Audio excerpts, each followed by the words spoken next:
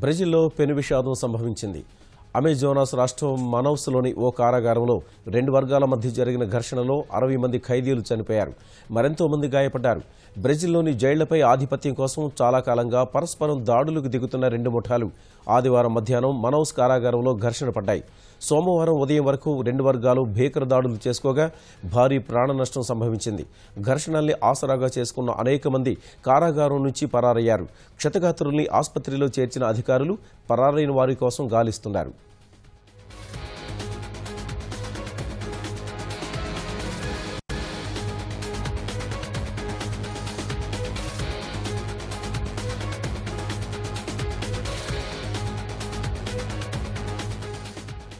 బ్రెజిల్లో పెను విషాదం సంభవించింది.